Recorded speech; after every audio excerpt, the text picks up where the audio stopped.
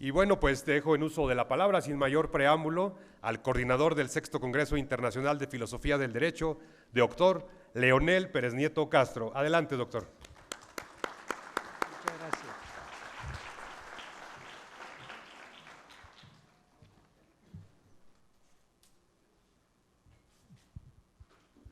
Bueno, pues tenemos el inicio de este congreso que hemos ido institucionalizando en la Escuela Judicial a lo largo del tiempo, y en esta ocasión el doctor Rojas sugirió el tema de la argumentación jurídica, que como ustedes saben, pues es un tema amplio, muy interesante y sobre todo una magnífica herramienta para el ejercicio del derecho, tanto de parte de las autoridades judiciales como de los abogados, y especialmente ahora en México, en que los juicios se van ya por el camino de la forma oral.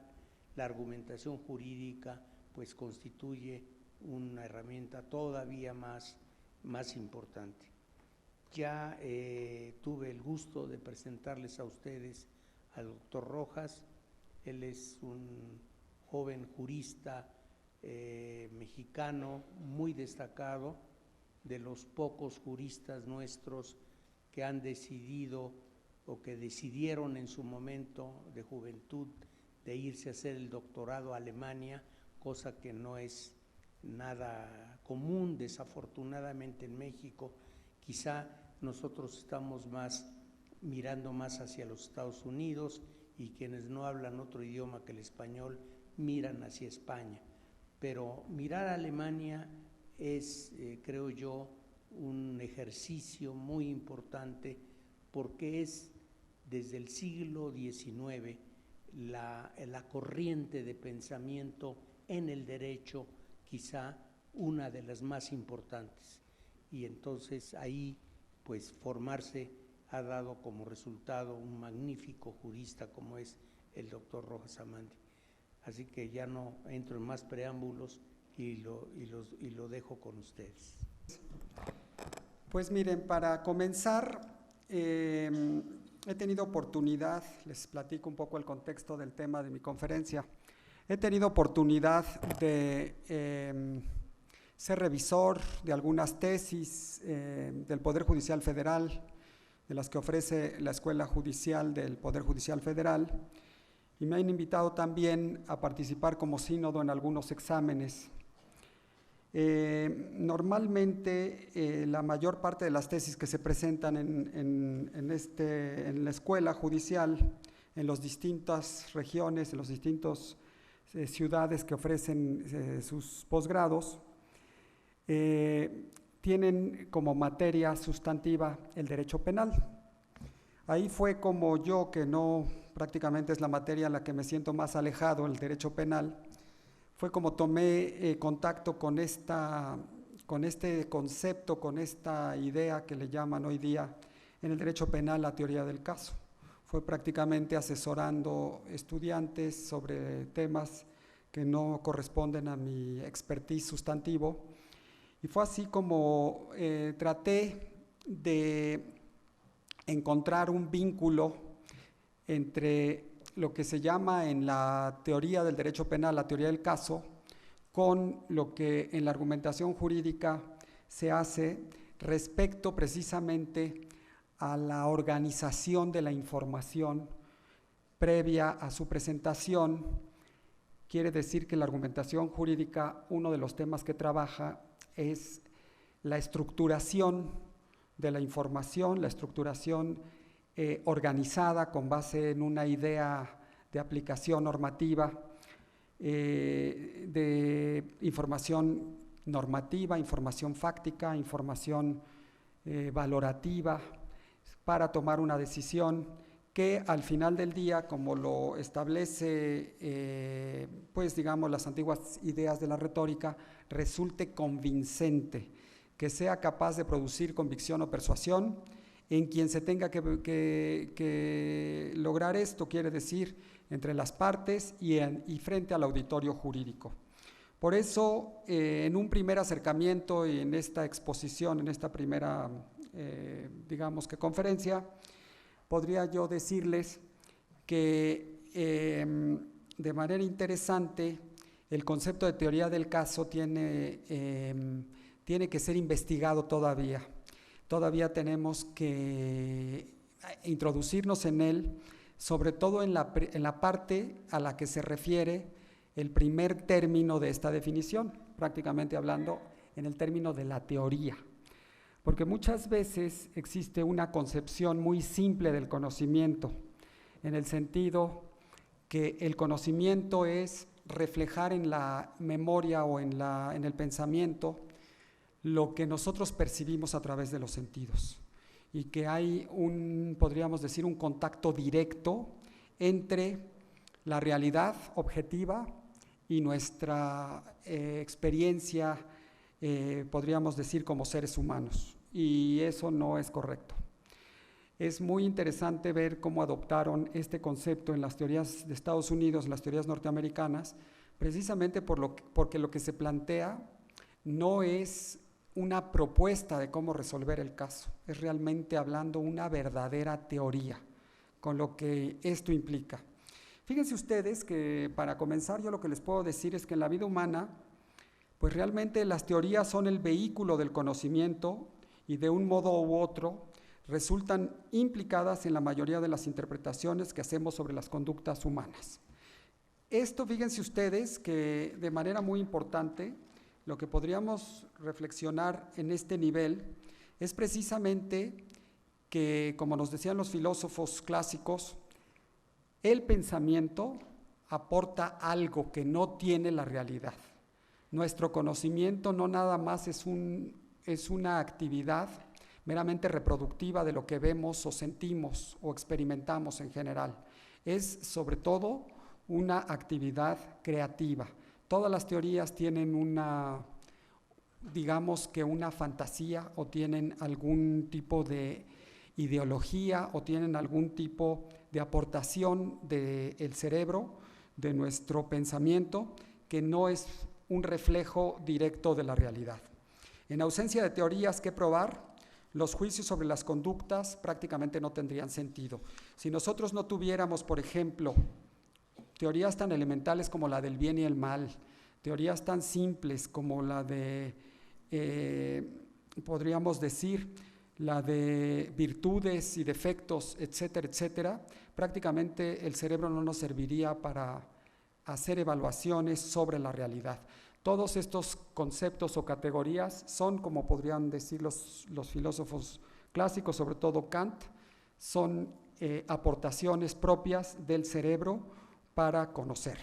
El teorizar, entonces, es en esencia un medio de obtener conocimiento, pero no es un reflejo de las experiencias de manera directa o inmediata, sino que pasa a través del cerebro mediante teorías en una reformulación o en una, podríamos decir, recapitulación que lo reconstruye, que lo organiza, y que esta es la única manera para que nosotros lo podamos entender y lo podamos compartir con los demás.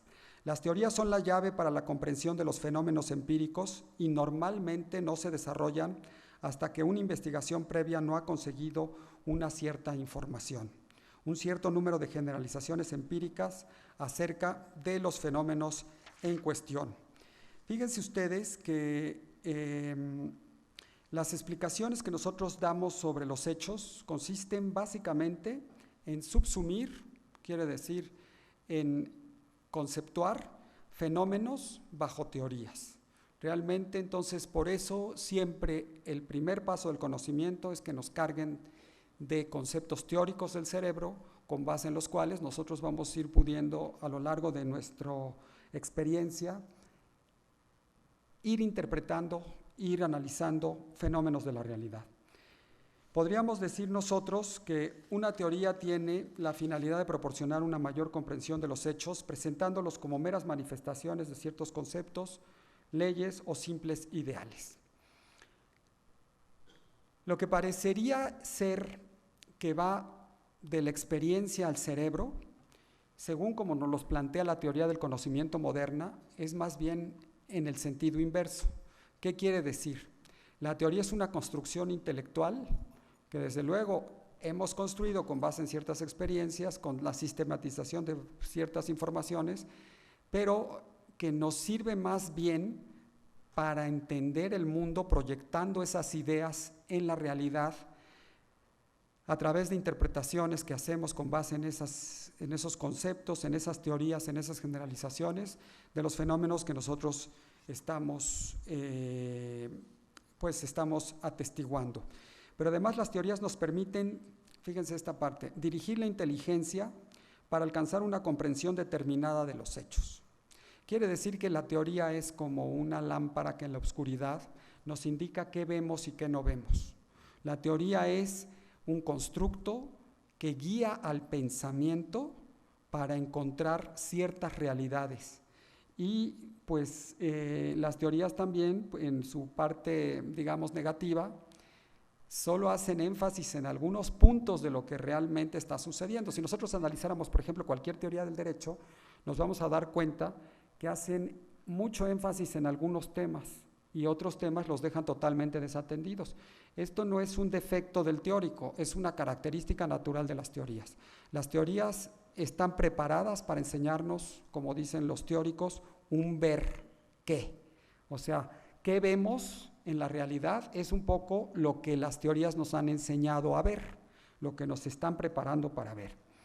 Por eso podríamos decir que la teoría prescribe así el tipo de aplicaciones que debemos hacer de ellas y predetermina lo que consideramos válido o verdadero.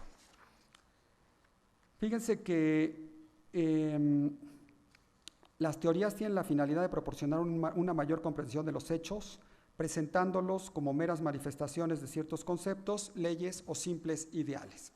Así, una teoría posee un poder creativo inimaginado, pues puede ayudarnos a descubrir relaciones nunca pensadas previamente entre los sucesos o los fenómenos. Si nosotros nos pudiéramos comparar, por ejemplo, con un animal y pudiéramos ver qué es lo que nos hace diferentes, es precisamente esto. Un animal, digamos un perro, puede ver exactamente lo que nosotros vemos.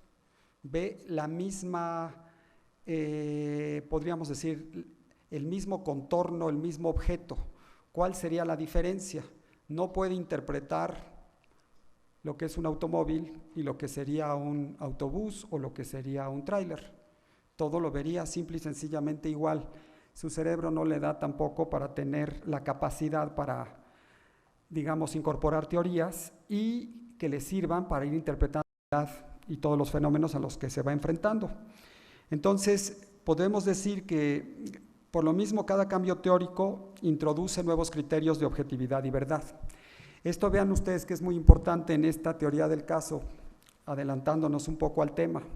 La teoría del caso es una exposición que se hace teorizada de la causa que se defiende con el propósito, claro, de lograr el objetivo que se está planteando, que defender la pretensión que se está presentando. Y precisamente cada cambio de teoría, quiere decir cada cambio de un abogado quisiera o planteara la teoría de otra manera, implicaría una objetividad y una verdad diferente. Por eso es tan importante que entremos al tema con estas consideraciones de la teoría de la ciencia para ver cómo conocemos y cómo precisamente una teoría, más que ser un reflejo de la mera realidad, o un reflejo, quiere decir, en el ámbito jurídico, de hechos, normas y decisiones, es por el contrario un planteamiento que tiene como propósito hacernos ver que así fueron las cosas, aunque no hayan sido así, hacernos entender una objetividad y una verdad de la causa en los términos que al que la plantea le puedan convenir para ser considerados por las autoridades.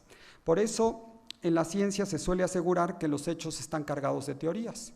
Prácticamente nosotros no podríamos interpretar ni entender ningún hecho si no es a través de una teoría previa que nos han enseñado a asimilar y a trabajar para interpretar el mundo de los hechos. En el derecho también las interpretaciones de las normas y de los hechos desde luego que también se encuentran cargadas de teorías. Es por esto por lo que Guastini, que es un gran autor italiano contemporáneo que se ha dedicado a la teoría de la interpretación, opina que todo intérprete se acerca a los textos normativos provistos de una serie de presuposiciones teóricas que finalmente condicionan su interpretación. Si nosotros nos viéramos aquí, por ejemplo, en una disciplina concreta, por muy jóvenes, todos los estudiantes que están aquí, desde luego ya los más maduros que ya son funcionarios judiciales, pueden entender que hay muchas teorías para muchos aspectos diferentes del derecho. Todas esas teorías tienen como propósito enseñarnos a entender y a manejar normas jurídicas, por ejemplo. También hay teorías sobre las pruebas y sobre muchos temas jurídicos, pero cada vez que cambia una teoría, por ejemplo, si nosotros decimos en el derecho constitucional, cambiamos de la teoría del derecho constitucional clásica a la teoría neoconstitucionalista, pues también cambia la forma como vemos y como interpretamos las mismas normas de la Constitución, que nunca, digamos, quizás hayan tenido algún cambio normativo. Es el mismo texto que nosotros lo vamos a interpretar con nuevas teorías, el resultado va a ser diferente. Y por eso, fíjense ustedes que una de las evidencias que nos ha aportado la hermenéutica jurídica de los últimos años, en esta famosa expresión que nos decía Hans-Georg Gadamer, según la cual cada generación está obligada a volver a reinterpretar todos sus textos. Precisamente por esto, porque cada generación tiene nuevas teorías, y al tener nuevas teorías, sus textos significan cosas diferentes, aunque el texto permanezca con la misma letra. Fíjense ustedes también que por otra parte podríamos decir, ya hablando concretamente de la argumentación jurídica, que es un ejercicio intelectual que tiene como propósito la justificación de un punto de vista con el propósito de convencer o persuadir a alguien sobre algo. En general lo que podemos decir es que los teóricos aquí manejan el contexto de descubrimiento y el contexto de justificación. Podríamos decir que todo el tema teórico está en el contexto de descubrimiento y todo el tema de justificación estaría en la parte argumentativa. Podríamos nosotros decir entonces que uno de los temas interesantísimos de la argumentación jurídica y que hemos planteado pues desde muchos puntos de vista, algunos de las personas que hemos trabajado sobre estos temas, es precisamente que la actividad argumentativa no es de ninguna manera reproductiva. Por el contrario, es una actividad esencialmente creativa. Vean, por ejemplo, uno de los grandes abogados de la Roma antigua, quizás el más grande de ellos, un gran político también, Marco Tulio Cicerón, lo que nos decía en su obra sobre oratoria, sobre retórica más bien, perdón. No hay nada tan increíble que la oratoria no pueda volverlo aceptable. De eso es lo que se trata en la argumentación, volver aceptables las cosas. Entonces, él lo que nos decía es que un buen orador podría hacer aceptable cualquier punto de vista que planteara. Y claro, para eso había que desarrollar toda una serie de habilidades y de competencias que nos enseñaban la retórica antigua. Así, mientras las teorías nos sirven en el proceso de descubrimiento y exposición de los conocimientos, pues entonces la argumentación nos va a servir más bien para la parte de la justificación. Vamos a empezar haciendo un pequeño acercamiento sobre la teoría del caso como teoría que maneja ya la doctrina del derecho penal contemporánea y vamos a tratar de empatarla con algunos temas de argumentación jurídica para ver si nos puede ser de utilidad o no algunas de las enseñanzas de la teoría de la argumentación jurídica a la aplicación práctica de esto que le llaman la teoría del caso. ¿Qué sería esta teoría del caso? Cada historia que se presenta a un tribunal necesita de una teoría o trama en forma de una versión de los hechos que redunden en una violación a las prohibiciones, en un ejercicio de las permisiones o en un cumplimiento de los mandamientos legales, y que sea capaz de soportar o refutar de manera verosímil la probanza ofrecida. Quiere decir que cada persona, cada abogado, cada fiscal que plantea su caso a un tribunal, tiene precisamente que plantear una narrativa que no es imparcial y que de ninguna manera establece un espejo de lo que fueron los hechos y un espejo de lo que los juzgadores hubieran querido cómo se resolviera ese caso, de ninguna manera. Más bien es una construcción que tiene como propósito servir para justificar una pretensión determinada, como dirían los antiguos, de defensa o de condena, dependiendo cada quien en su papel como fiscal o como defensor de oficio. La trama proporciona la mejor herramienta para explicar los hechos y dar sentido a las normas que los regulan y a los medios de prueba en que se sustentan. O sea que la idea de esta teoría es encadenar normas, hechos y pruebas concretamente para plantear una idea, para vender una trama verosímil, creíble, de lo que pudo haber pasado en la realidad.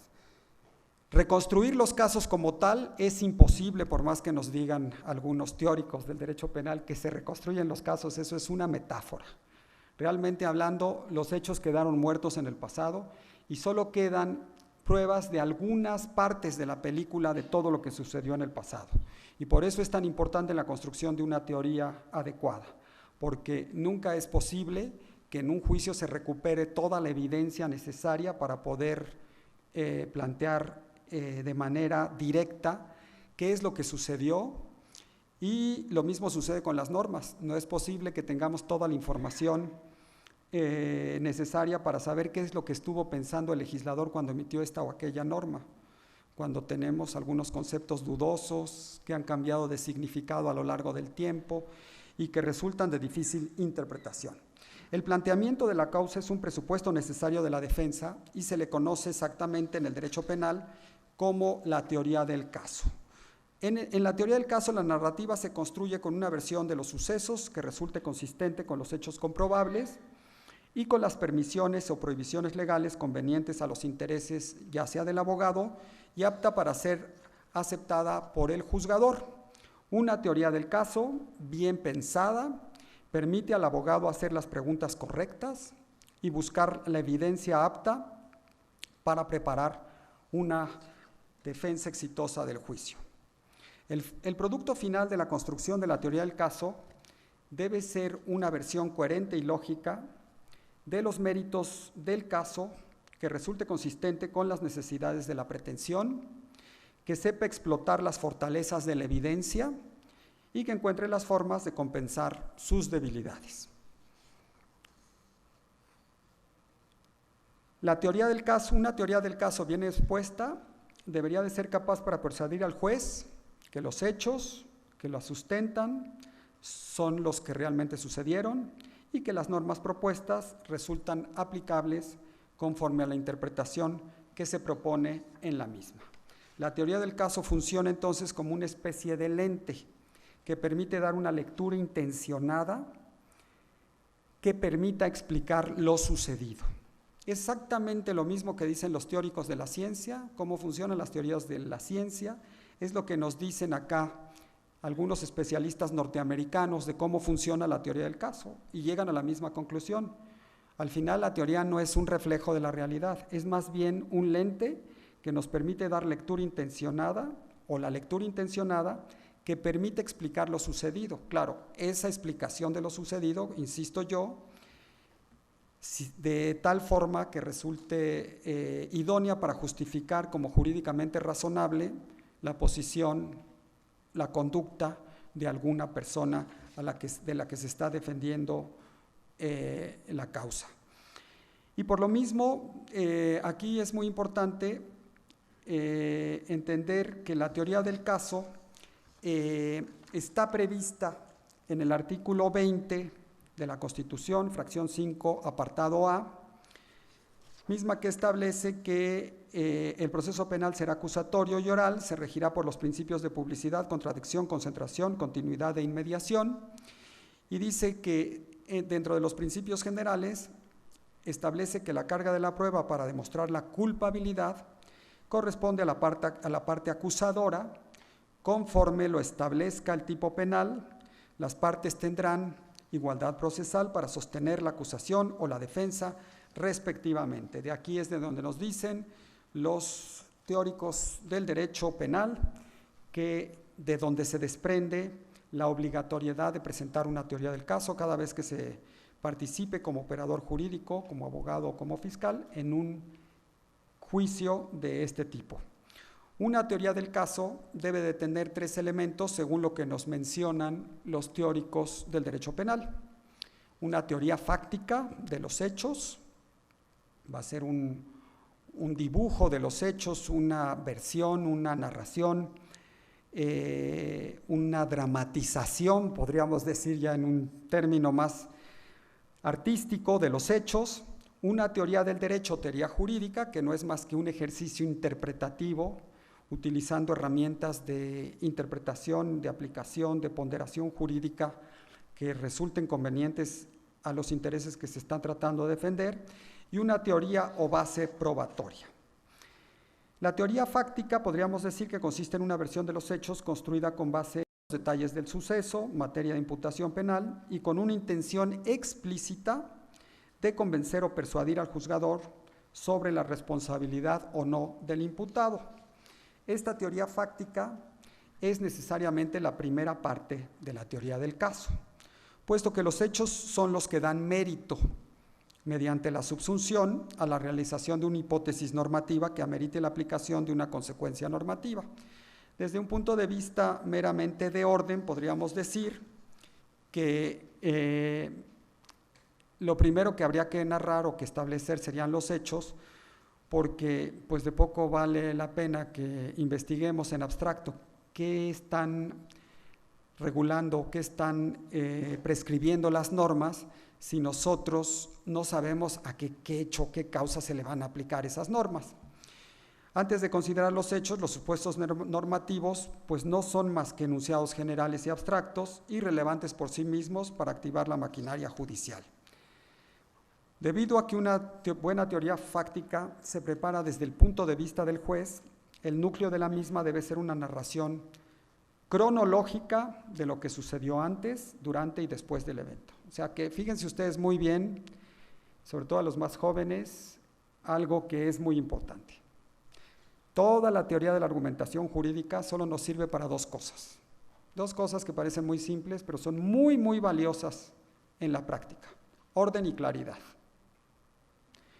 Y aquí estamos viendo cómo precisamente la teoría fáctica nos establece también un principio de orden, principio cronológico, en donde se debe establecer qué sucedió antes, qué sucedió después, qué sucedió durante y qué sucedió después del evento.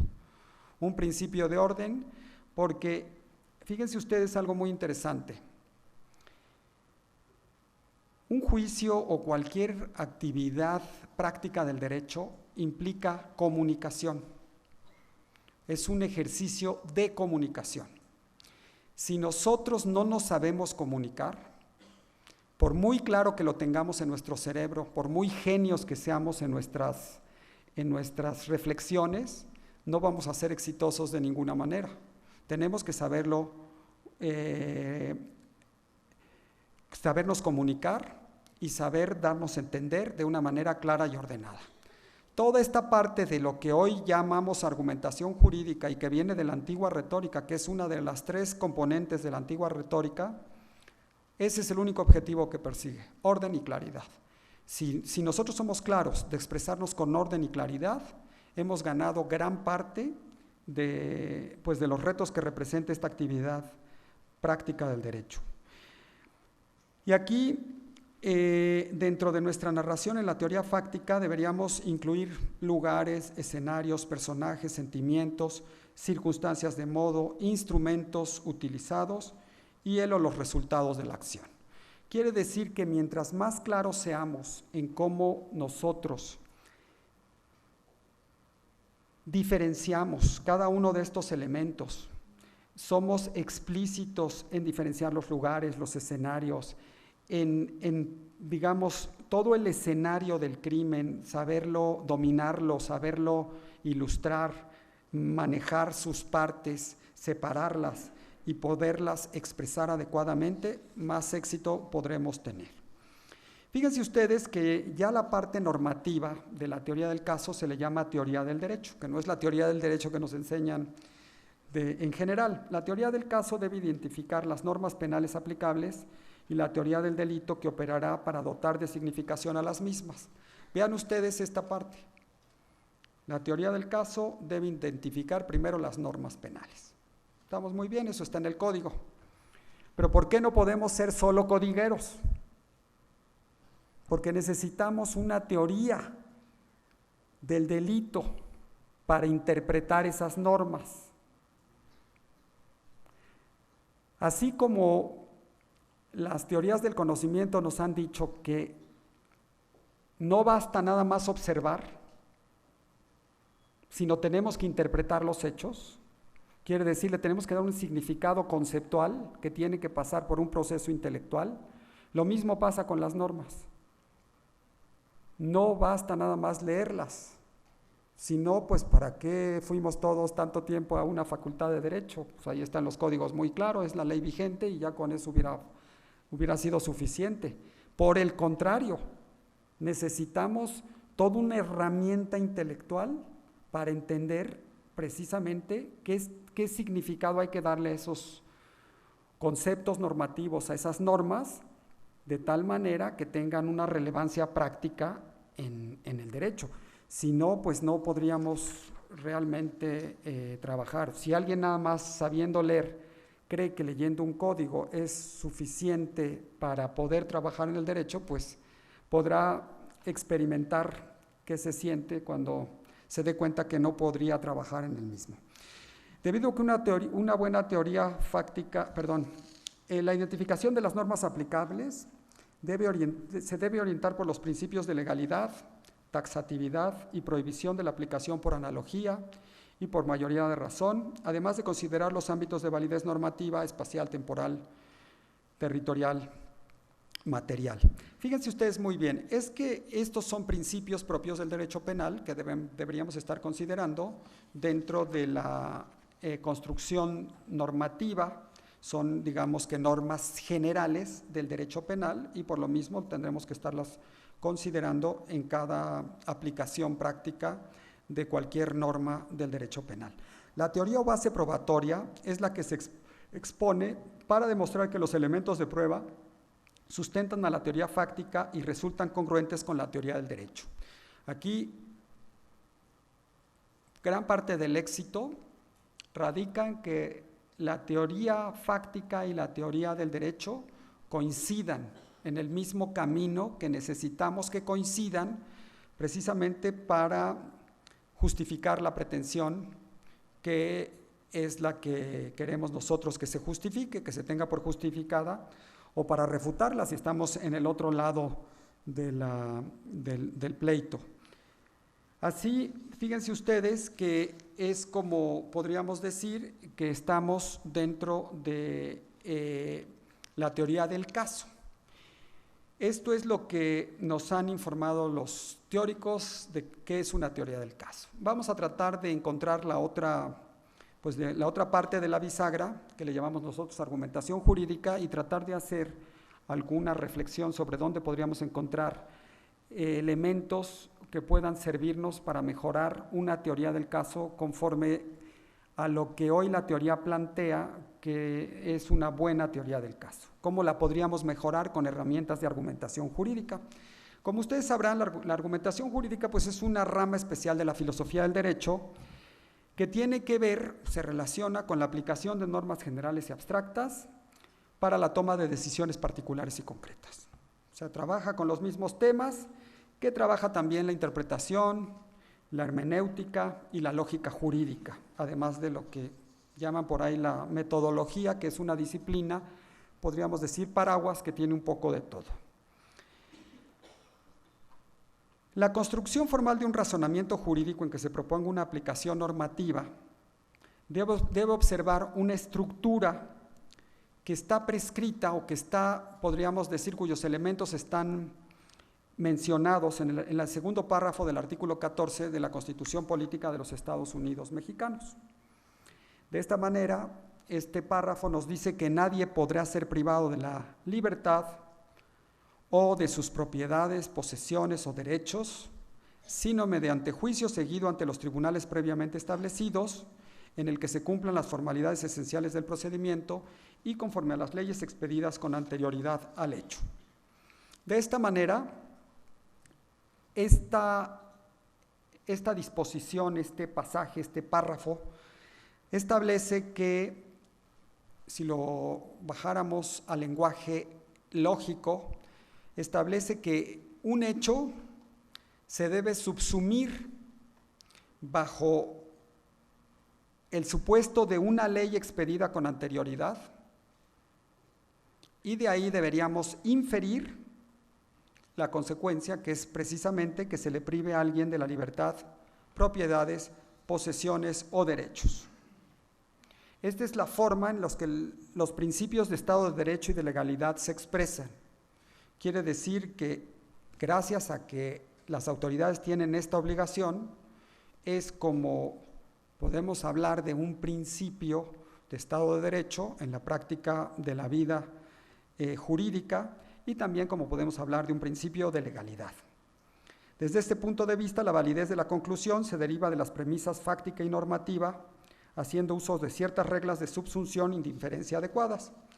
Aquí estamos hablando nada más de la parte lógica.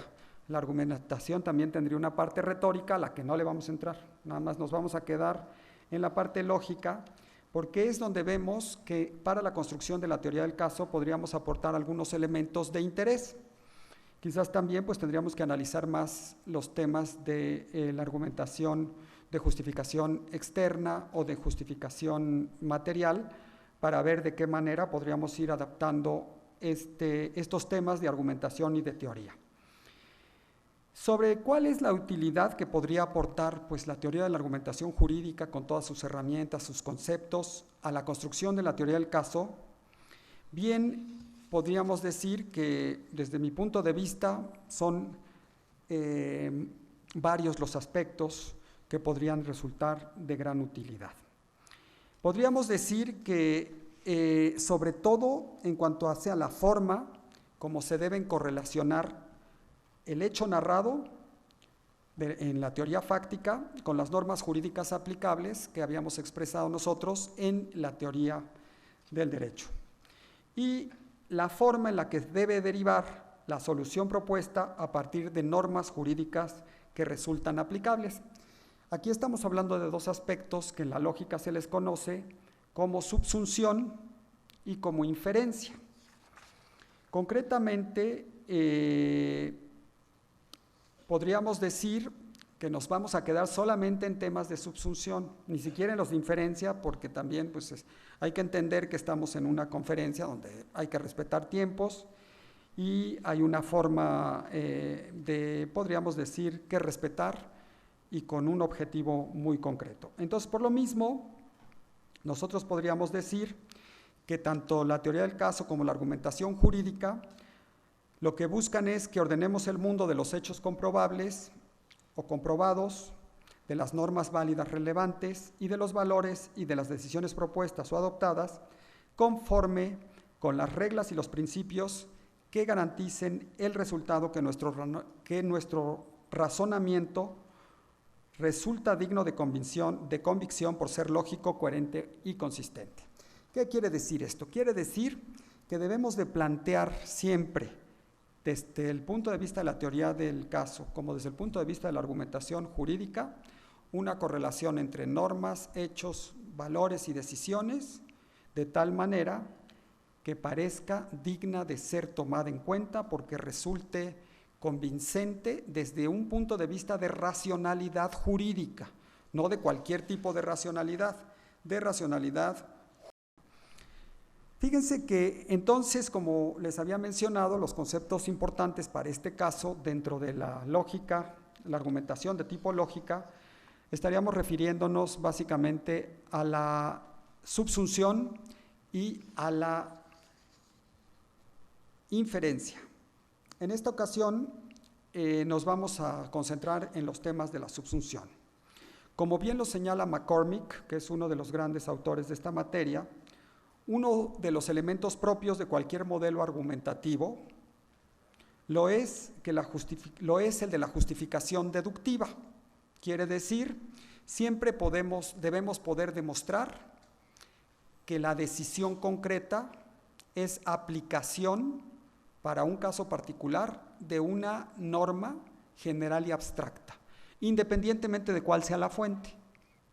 En nuestro sistema jurídico continental se estila mucho la fuente de tipo legal, que ya sabemos que no es la única, pero en otros sistemas jurídicos el precedente también es una fuente de tipo general y abstracto que también puede utilizarse con estos fines y propósitos.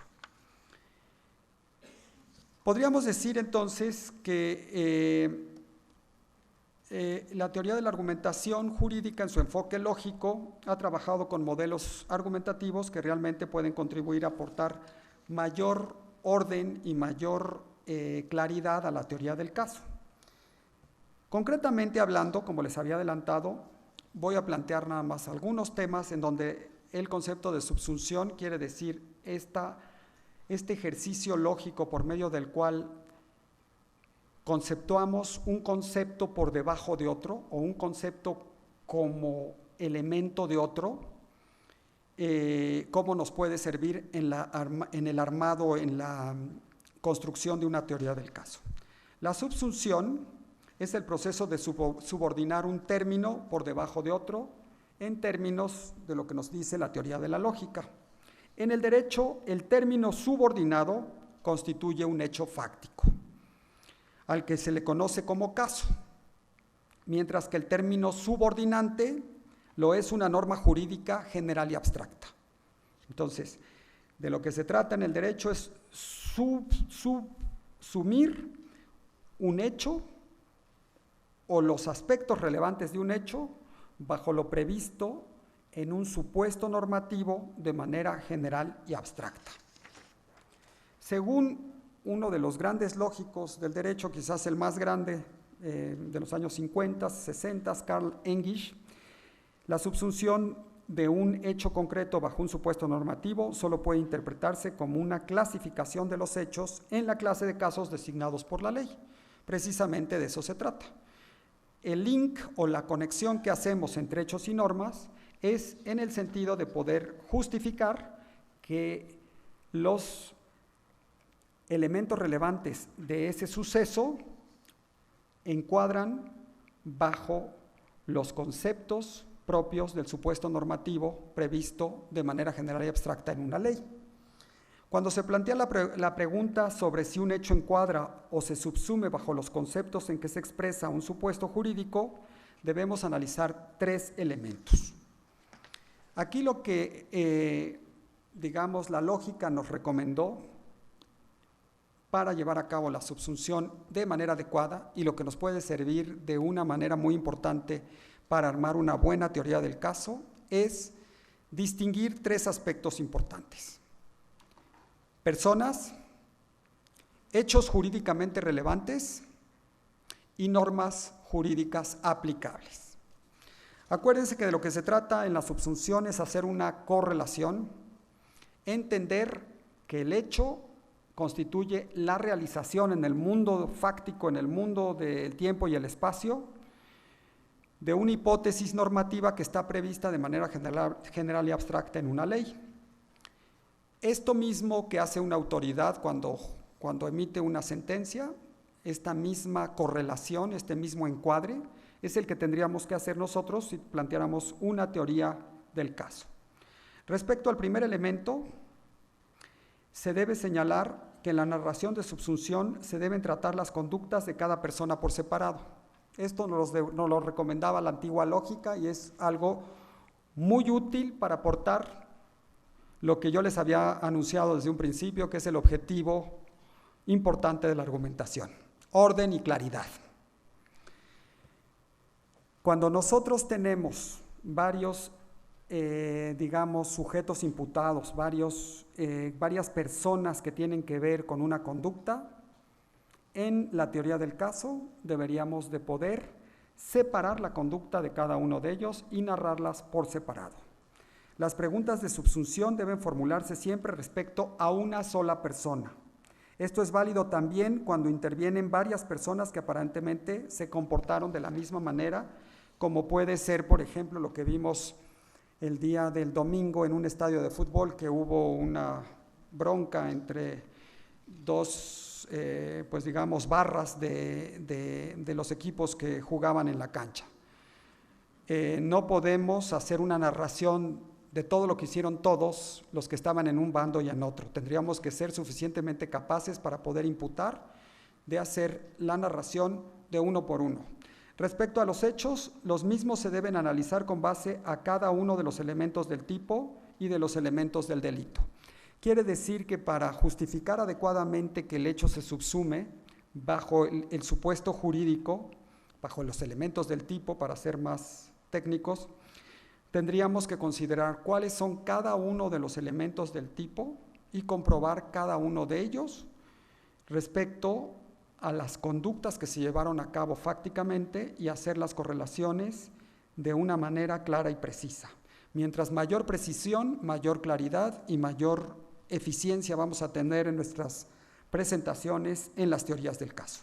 Cada porción de un hecho también se puede relacionar con diferentes normas, por lo que si este es el caso, debemos estudiar el hecho por separado respecto a cada una de las normas que tenga que ver, ¿no? Quiere decir que la norma es la que nos va a decir qué parte del hecho debemos considerar en este párrafo que vamos a narrar la teoría del caso y qué parte no. Al definir y describir las diversas porciones de los hechos, existe el riesgo de sentar posiciones por anticipado con respecto a la solución del caso, por lo que los autores de lógica jurídica nos recomendaban dejar de utilizar términos y conceptos técnicos jurídicos, que parezca una narración de hechos sin que esté calificada jurídicamente. Velar por una redacción unívoca, que evite interpretaciones diferentes. Cuando en el caso interviene una pluralidad de personas, es conveniente tener en cuenta lo siguiente. La misma persona puede intervenir en un hecho en diferentes formas y papeles, por lo que siempre hay que diferenciar y tratar por separado las diferentes porciones de hechos y luego, en caso de varias respuestas afirmativas, abordar los problemas de un posible concurso de delitos. Si las porciones de hechos seleccionadas no permiten una respuesta afirmativa, entonces la pregunta de subsunción respecto de esta circunstancia está resuelta automáticamente en forma negativa. Si quedan aún otros hechos, entonces deben ser formuladas nuevas preguntas de subsunción respecto a los hechos que sobren, podríamos decir. Sobre las normas penales se debe decir que son disposiciones jurídicas que describen todos los supuestos individuales que, junto con aquellos establecidos en las reglas de la parte general, fundamentan la punibilidad, y por eso es muy importante tener presentes todas las normas que resulten aplicables a una presunta, a un presunto hecho delictuoso, y no nada más las que regulen directamente el delito, sino también las que regulen todos los temas generales de aplicación normativa en el derecho penal que se establecen en la parte general del Código. Es imprescindible formular una propia pregunta de subsunción para cada ley penal, para cada norma, y también es imprescindible contestarla por separado. Aquí vean ustedes algo que es muy valioso en la expresión: nunca acumular en una misma frase, en una misma idea, cosas que no tengan que ver entre sí o que no sean parte de lo mismo. Lo vemos igual en una expresión de un tema completamente mundano, cotidiano, que lo vemos en una situación jurídica. Aquí, finalmente, lo que podríamos también decir respecto a qué puede aportar la argumentación jurídica en su parte lógica y solamente en su parte de subsunción a una mejor construcción de la teoría del caso, tiene que ver también con el orden en que se planteen las preguntas. Las preguntas de subsunción deberían de seguir también un orden.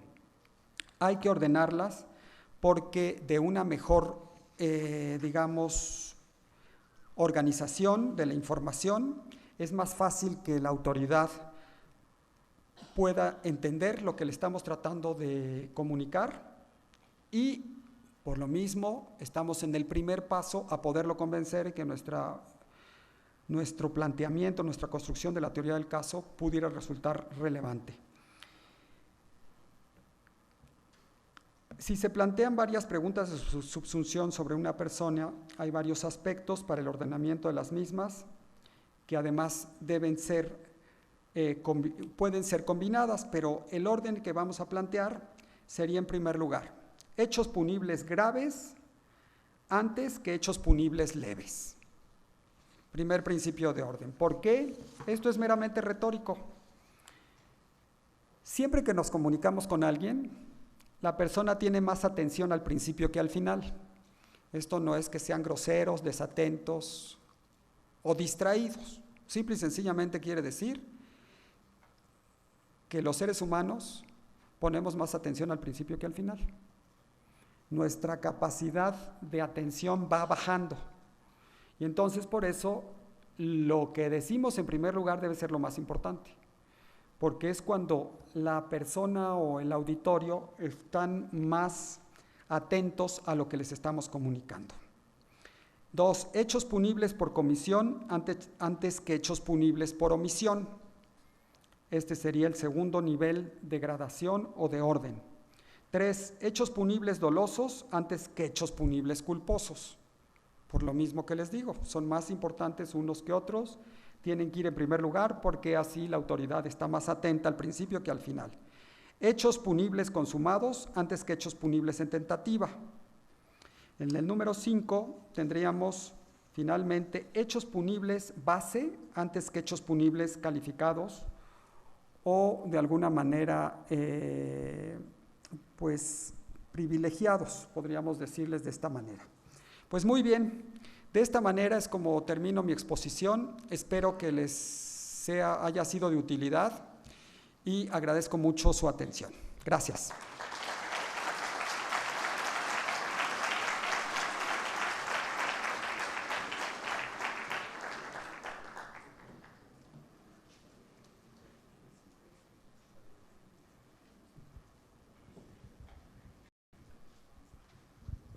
Vamos a abrir la sesión de preguntas de manera limitada a 2 preguntas porque nos corrimos en el arranque con el tiempo y hay que reponer lo que podamos. Entonces queda a su discreción las preguntas.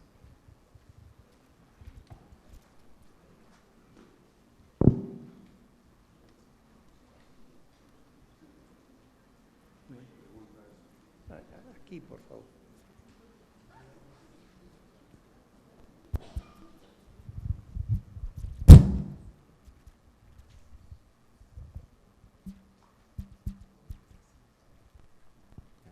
No tiene. Soy de la Facultad de Derecho de la Universidad Autónoma del Estado de México. Primero quisiera hacer un comentario respecto a su ponencia, que sin duda me dejó en claro cómo es y importante. Si los hechos que el abogado maneja no son subsumibles dentro de un tipo penal, no se tiene un caso, sino una historia pura y simple. Si los subsumibles dentro del tipo, pero no hay prueba, se tiene una historia delictiva. Si los subsumibles dentro del tipo y además se tiene una prueba, se tiene un caso. Bajo esta pregunta y a tema que es la imitación,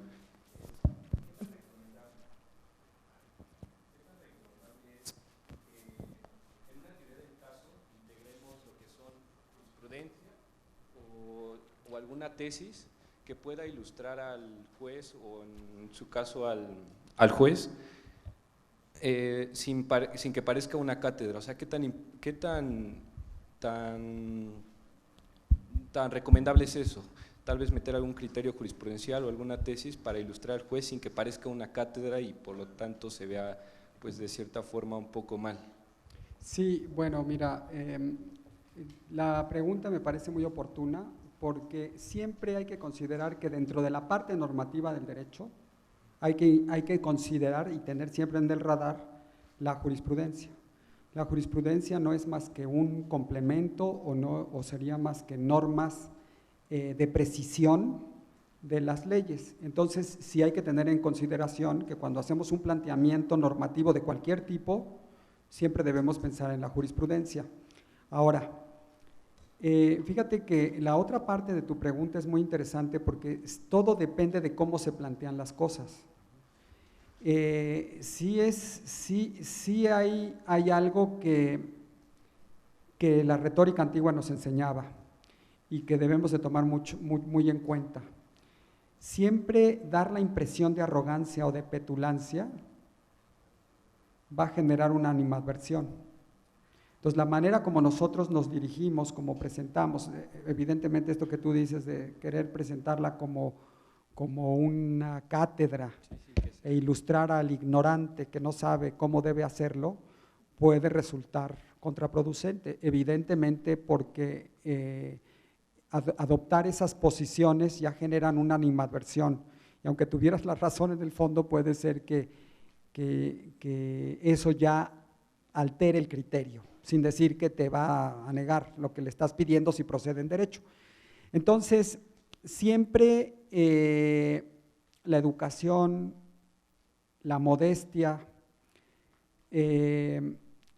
podríamos decir que la buena educación, las buenas maneras, eran parte de lo que nos recomendaban los antiguos retores, los antiguos expertos en retórica, como áreas para cultivarse y ser más exitoso cuando argumentemos. Doctor, buenas tardes, es un privilegio como siempre escucharle, es un orgullo para nosotros tenerlo en esta ocasión. Mi pregunta es lo siguiente, mire, normalmente cuando se habla de teoría del caso siempre se aluda a un órgano que acusa y un órgano que defiende, pero en un contexto en donde los jueces nos debe de quedar muy claro que lo que nos legitima son las razones, los argumentos de nuestras decisiones, sabiendo diferenciar que si no es así estamos aludiendo a una decisión de poder, más no a una decisión de derecho. Mi pregunta es muy concreta.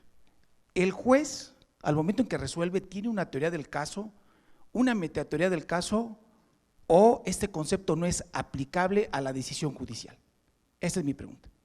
Muy bien. Sí, este es un concepto que está más bien, podríamos decir, está acuñado para las partes. En el proceso, las partes, quiere decir el fiscal y el abogado defensor.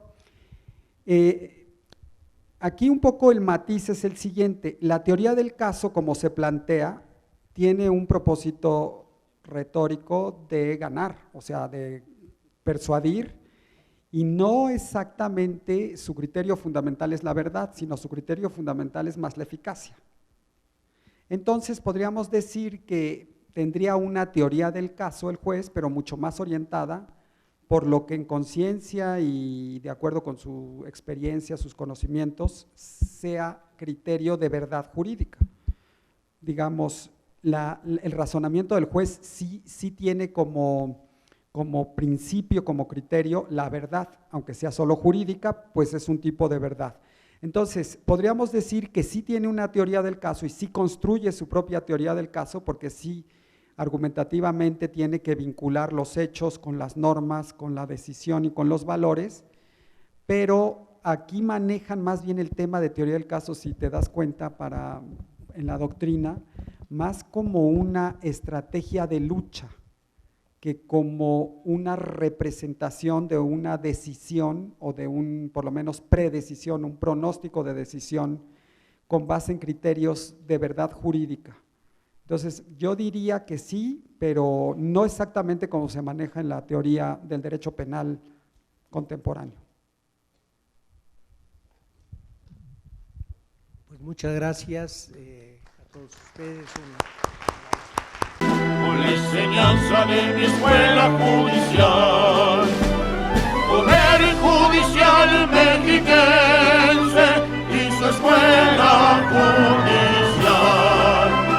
Orgulloso fruto soy de su simiente y del conclave